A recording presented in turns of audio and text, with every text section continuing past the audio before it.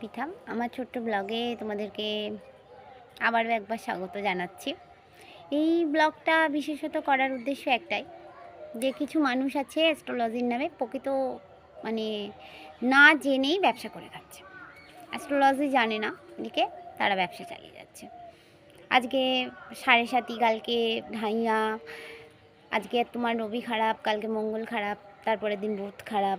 মানুষকে বিভ্রান্ত করে মানুষের থেকে পয়সা আদায় করাটা বন্ধ করুন।